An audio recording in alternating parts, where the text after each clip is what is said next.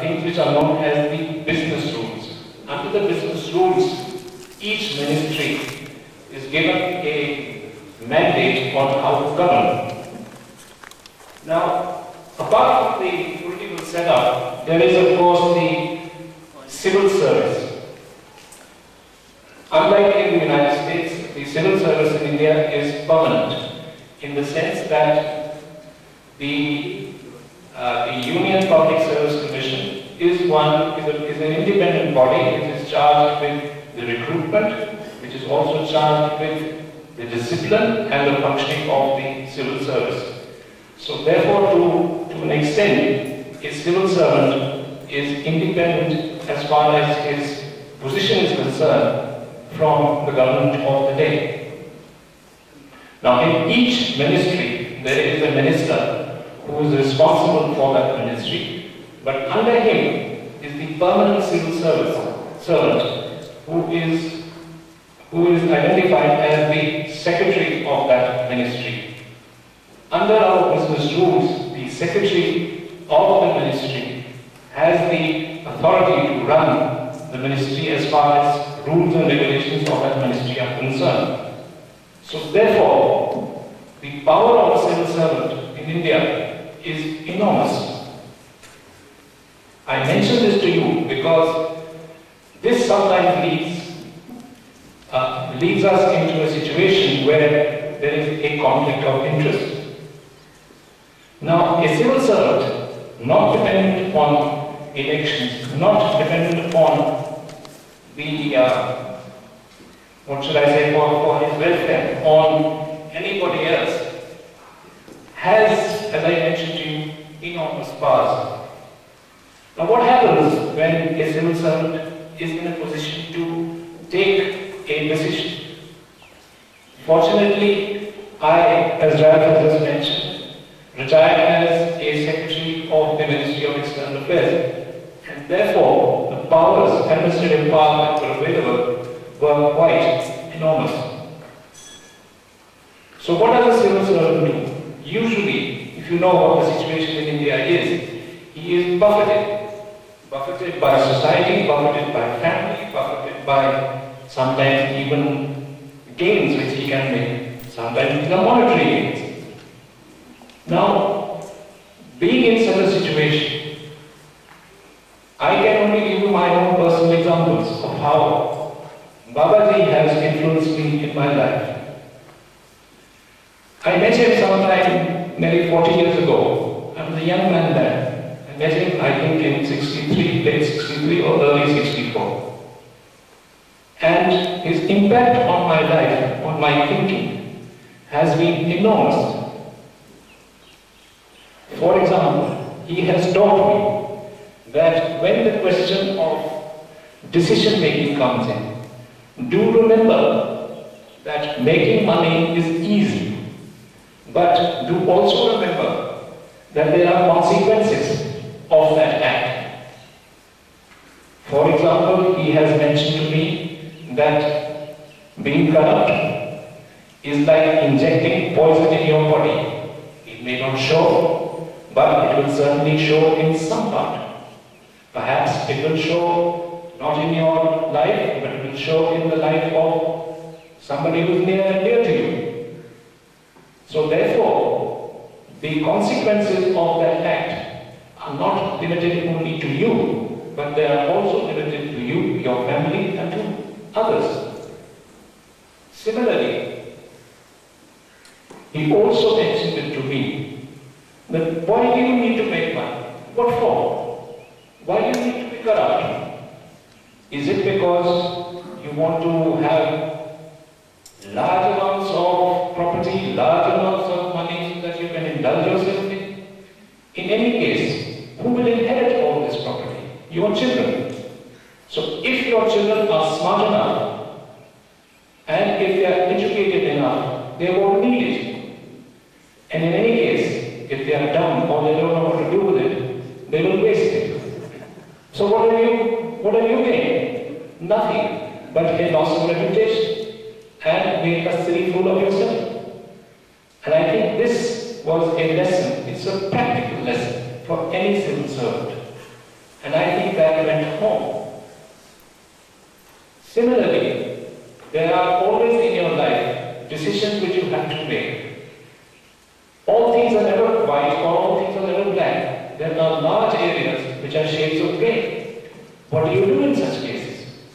Very often, and I think this has been my good fortune, that I would come to Babaji and ask that this is the problem that I am facing. The answers that I would get would not only be illuminating, but I think very, very educating.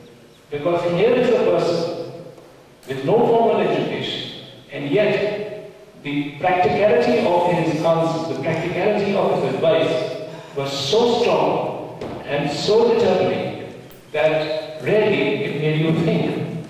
It made you think, what is formal education all about?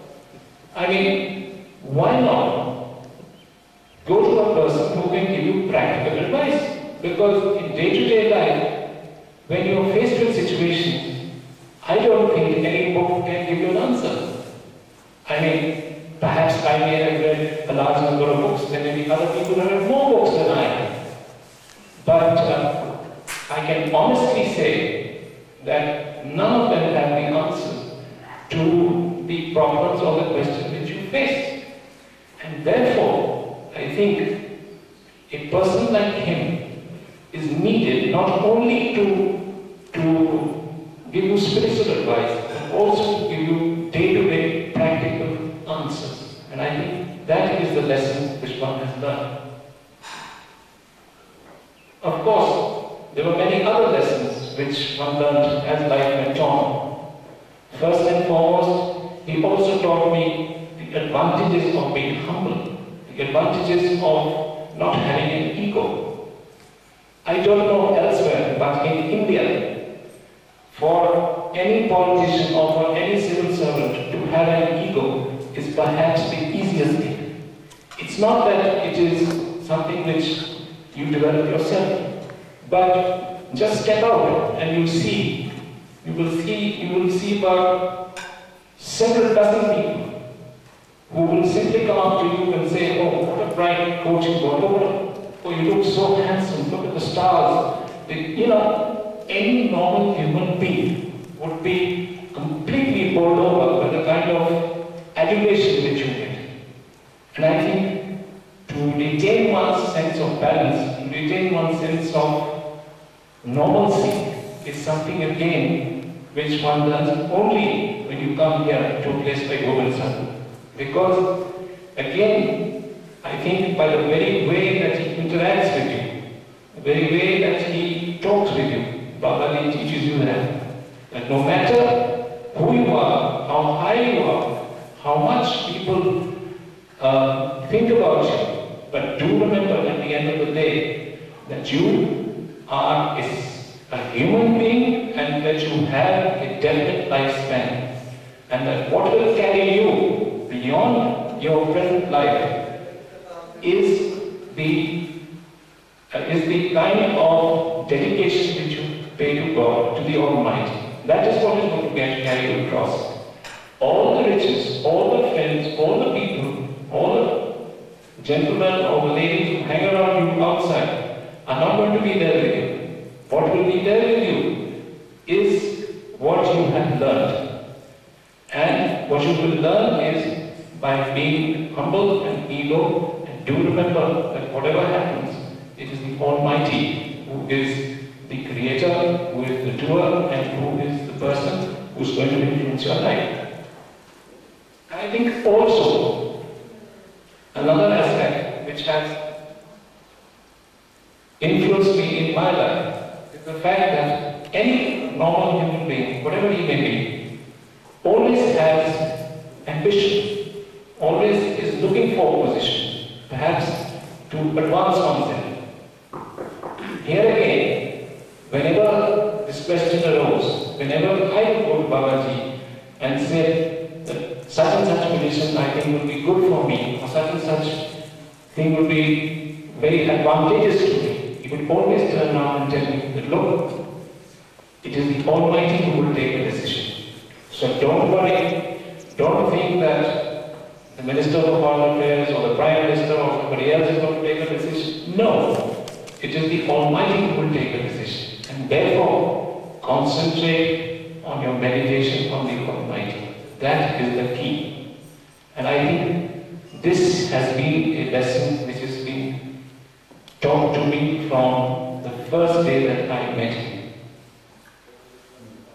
I think also, sometimes one looks at what Babaji says and one worries that whether that is the correct in what he's telling you. I'll give you a personal example. In 91, I was nominated as India's ambassador to Iraq. Everybody told me that, look, you're a silly fool, the war is going on, why do you want to go there? I mean, it's a place where you will be in deep trouble. I came to Babaji, and his answer was that, look, if you go to Iraq, the Almighty will protect you. Don't worry. No missiles will hit you. And actually, when I was in Baghdad, I did see missiles flying over my head, but none hit me, because I think it was due to his blessings. But he told me another thing also, which is very interesting. He said that when you go to Iraq, in the future, people will say that here is a fellow who has not only gone to Iraq, but you will be sought after for the fact that you have been in Iraq.